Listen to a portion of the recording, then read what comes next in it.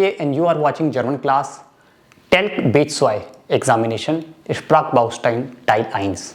दो Sprach-Baustein होते हैं टेल्क B2 लेवल में, 10 मार्क्स ईच, टोटल 20 मार्क्स।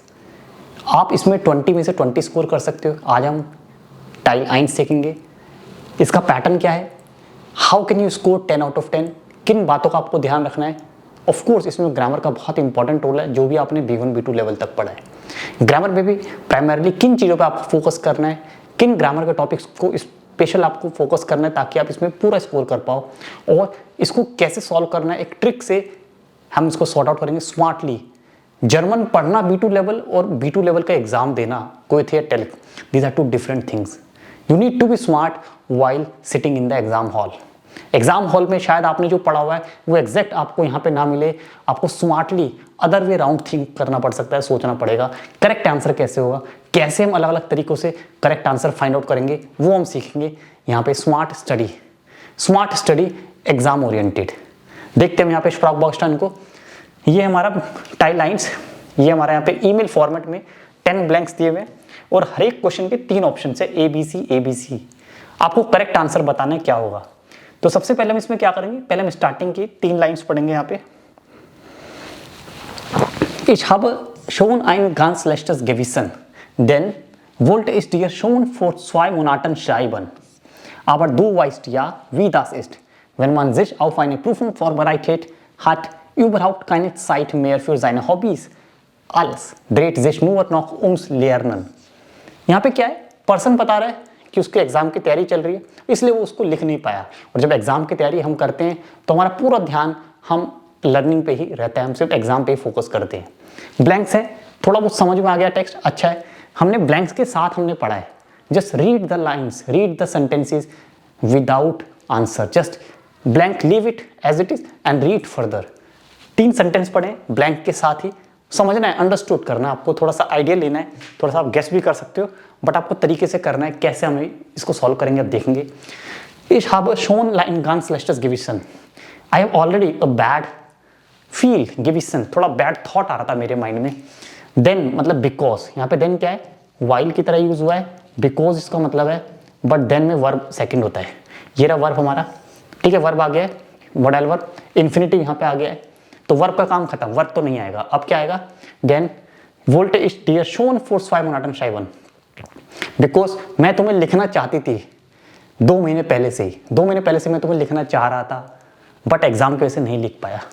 अब दो वाइस्ट, पर तुम्हें पता है कि जब हम एग्जाम की तैयारी करते हैं तो überhaupt keine Zeit, हमारे पास कोई टाइम नहीं होता हॉबीज के लिए भी, और सब कुछ सिर्फ एग्जाम पे फोकस रहता है।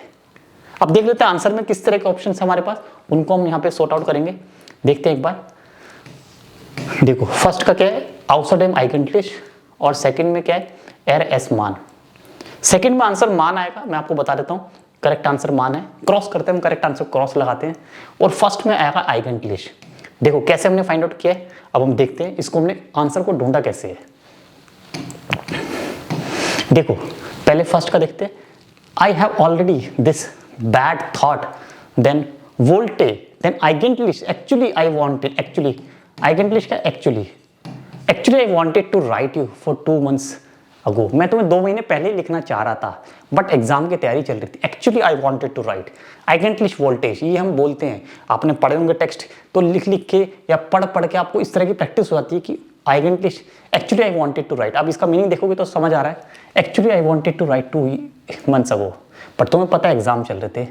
और देखो व्हेन मान, और यहाँ पे प्रूफिंग फॉरवर्डेड हट मान, तो मान के साथ मान ही आता है, ध्यान रखना, मान के साथ एर नहीं आएगा, कभी गलत होगा। One, if one prepare for the exam, one does not have any time for his hobbies at all. überhaupt का हम यूज करते हैं बेसिकली नेगेटिव के साथ, überhaupt keine Zeit, ich habe überhaupt kein Geld, ich habe überhaupt keine Idee। Negative sentence में ज़्यादातर überhaupt use करते हैं। तो यहाँ पे एक ऑप्शन था मान, तो मान के साथ मान ही कनेक्ट होगा, ध्यान रखना। और फर्स्ट में eigentlich मैंने लिखा है क्योंकि बाकी ऑप्शंस मैच नहीं कर रहे हैं, आप पढ़ के देखोगे एक बार। außerdem तो हो ही नहीं सकता, अपार्ट फ्रॉम दैट नहीं हो सकता, ठीक है। überhaupt मैंने बताया नेगेटिव के साथ आता है, रिमेनिंग हमारा eigentlich ही बचा। तो हमें यहाँ पे क्या एलिमिनेशन मेथड यूज करना है, जो नहीं आ रहे हैं, जो गलत आंसर उनको पहले ढूंढना है। रॉन्ग आंसर को पहले ढूंढना है, एलिमिनेट करना है, उसके बाद आपके पास चॉइस रह जाएंगी दो में से एक आप इजीली ढूंढ सकते हो। और दूसरे में मैंने बताया था आपको कि मान के साथ यहाँ पे क्या क्या ऑप्शन है, देख रहे हो मान के साथ क्या क्या ऑप्शन है हमारे पास, वो यहाँ पे लगेंगे ही नहीं। ठीक है, देखो मान के एर और एस, एर को ज़्यादातर 90% स्टूडेंट एर टिक करेंगे, जो कि गलत है। मान के साथ मान ही आता, हमेशा याद रखना। मान खान दस माँ खान, वेन मान इन ओवरलॉप गेट, हार्ट मान फील फ्राई साइड, मान एर नहीं आएगा। मान को एर से रिप्लेस नहीं करोगे, दैट्स अ मिस्टेक। वन के साथ वन ही आएगा, इंग्लिश में भी ऐसा होता है, और एस तो आ ही नहीं सकता, इसलिए मान ही इसका करेक्ट आंसर था। समझ गए आप? इसको बहुत ध्यान से करना है, इसको बिल्कुल भी इसमें कंफ्यूज नहीं होना। ठीक है, हम स्लोली कर रहे हैं बट हम बहुत ध्यान से ही कर रहे हैं इनको। ठीक है, ये हमारा हो गया। 3 लाइनें पढ़ के हमें 2 आंसर मिल गए यहाँ तक। नून हाबेश आबर गेशाफ्ट, नाउ आई हैव मैनेज्ड। नून मतलब नाउ येट्स, नाउ आई हैव मैनेज्ड। गेस्टन वार्डी प्रूफूं, कल एग्जाम था und ich bin zuversichtlich, I am sure that I have passed। कल मेरा एग्जाम था, अच्छा हुआ, और zuversichtlich, I am sure, मुझे यकीन है कि मैं पास हो जाऊंगा, है कि मैं पास हो भी चुका हूँ। रिजल्ट आएगा बाद में, बट आई नो, एग्जाम देकर जब हम आते हैं तो हमें पता चल जाता है कि एग्जाम में हम पास होंगे या दोबारा लिखना पड़ेगा। सबको आइडिया होता है, अपना पता रहता है, 99% पता ही रहता है कि हाँ मेरा एग्जाम पास हो जाएगा इस बार, या नहीं निकलेगा दोबारा देना पड़ेगा। तो उसको भी आइडिया मिल गया था, कल एग्जाम था कि यस एग्जाम तो पास हो गया मेरा, अब चलते हैं एंजॉय करने, अब चलते हैं घूमने फिरने। माइन फ्रेंड मिट हिल्फ एस मियर यूबरहाउट नोर म्यूगलिश फार, जिसकी वजह से मिट हिल्फ, देखो मिट हिल्फ एस मियर यूबरहाउट नोर, जिसकी वजह से मुझे पॉसिबल हुआ डीजे गांजे साइट सू हार्ट मिश फिर हॉइट आबन आइन टॉलस रेस्टोरेंट आइन गेलाडन। मेरा दोस्त जिसकी हेल्प से ये पॉसिबल हुआ, यूबरहाउट दिस पॉसिबल हुआ, जिसके साथ मैंने टाइम बिताया, या ठीक है, डी गांजे साइट सू। देखो सू के साथ क्या आता है आपको पता है, सू प्लस इन्फिनिटिव होता है। इस सेंटेंस को देखोगे यहाँ पे, सू के साथ इन्फिनिटिव, डीजे गांजे साइट सू हार्ट मिश, उसने आज मुझे रेस्टोरेंट में इनवाइट किया है, उसके बाद हम दोनों डांस करने भी जाएंगे। तो मेरा दोस्त जिसने मुझे हेल्प किया है, अब फ्रेंड देखोगे, फ्रेंड यहाँ पे बॉय है, मिट, तो मिट या तो जाइनर होगा, जाइनम होगा, जाइनम या मिट जाइनर हिल्फ। ठीक है, देखते हैं यहाँ पे सेंटेंस में क्या है ऑप्शन।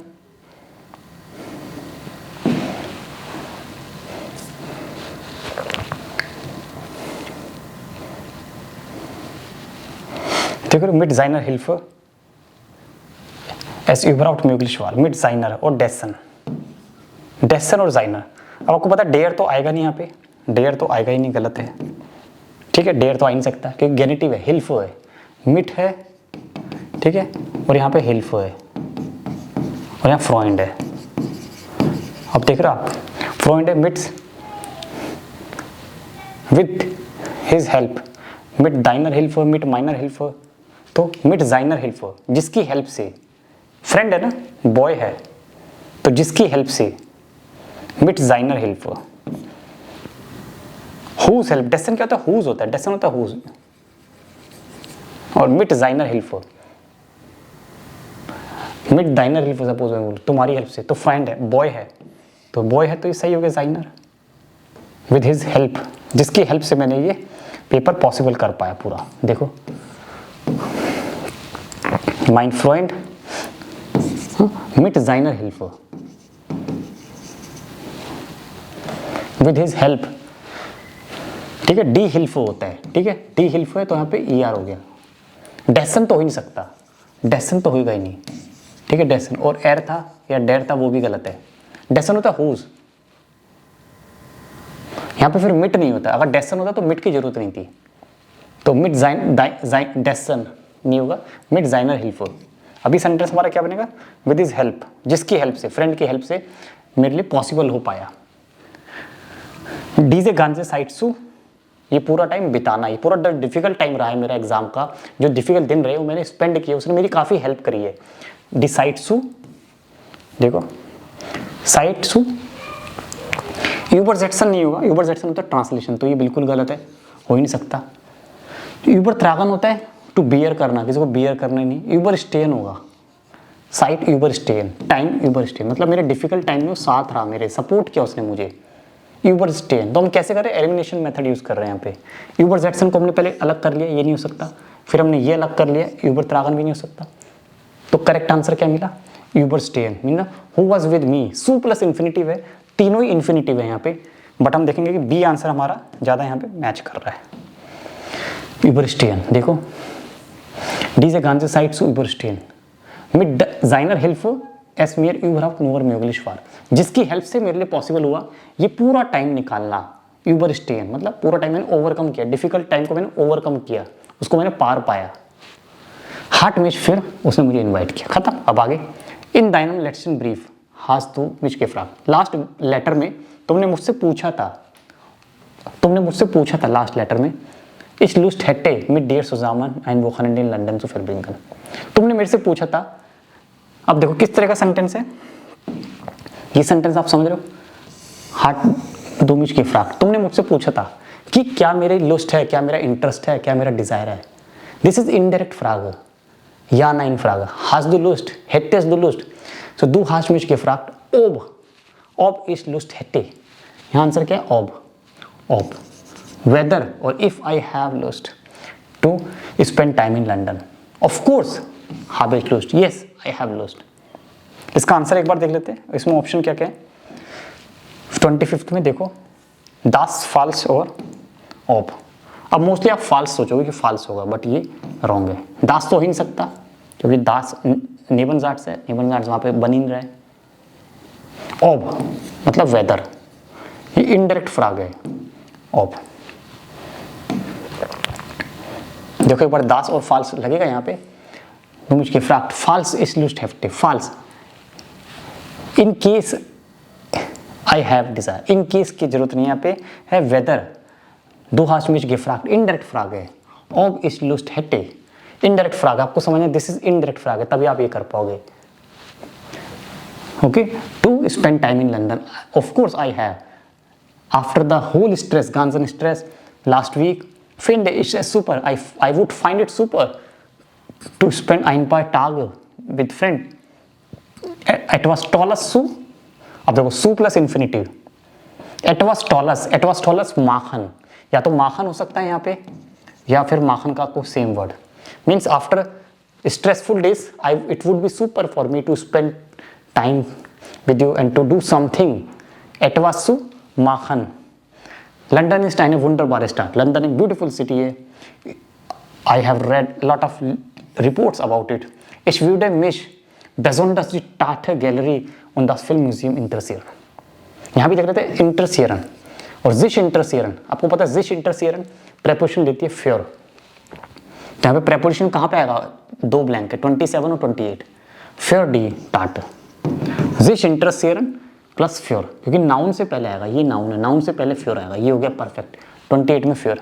अब यहाँ पे बेजोंडर्स, इट वाज बेजोंडर्स. अब देखते हैं बेजोंडर्स के साथ क्या क्या ऑप्शन है वो हम मैच करेंगे. तो यहाँ पे हमने कैसे आंसर निकाला है, आप देख रहे हो जिश इंटरसियरन, इससे हमने आंसर निकाला है जिश इंटरसियरन. तो हम यहाँ पे तीन आंसर देखेंगे, 26, 7 और 8. इट वाज सू और फिर 28 में फ्योर, क्योंकि जिश इंटरसियरन है. देखो 26 का आंसर देख लेते हैं एक बार. देखो फेरब्रिंगन है, इट वाज सू, फेर प्लानन तो नहीं होगा, प्लान तो नहीं कर रहे हैं आप. उंटरनिमन होता है, उंटरनिमन मीन्स माखन, मैंने कहा था ना.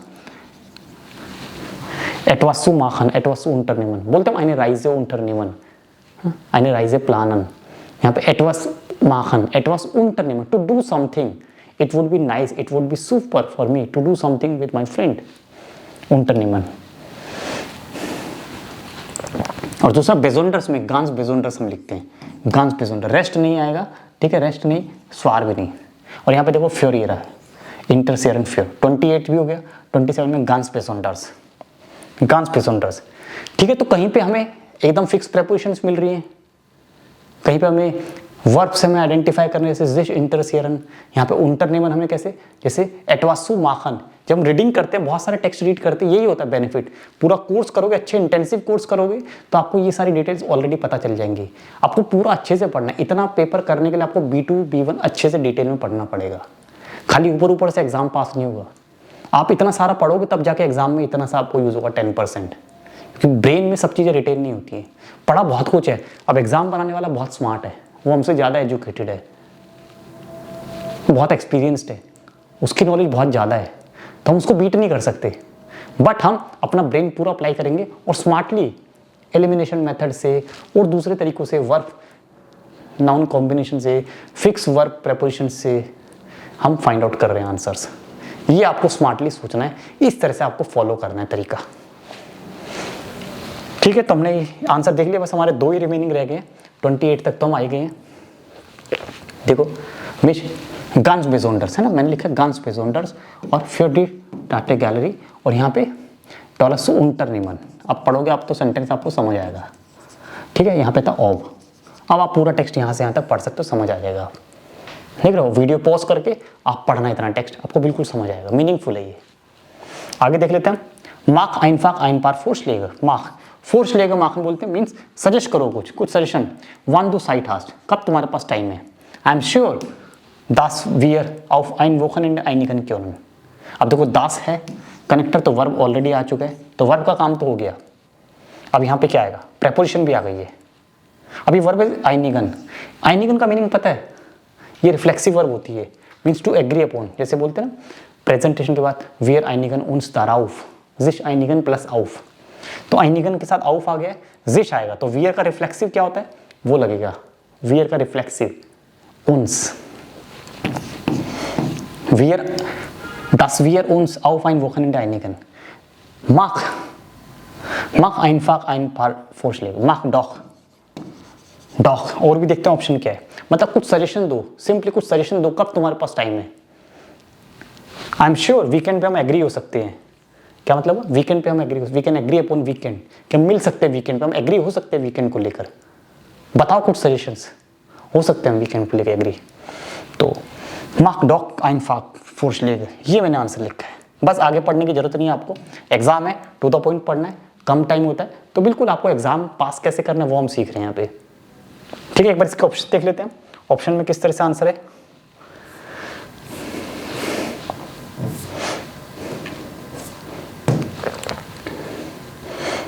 देखिए लास्ट 2 बचे थे, लास्ट 2 देखिए। डॉक बेस्टिम्ड, मार्क बेस्टिम्ड फोर्स लेगी, नाक जिशर नहीं, मार्क डॉक फोर्स लेगा, मतलब आप अपनी बात को वजन दे रहे हो, इम्फेसिस दे रहे हो।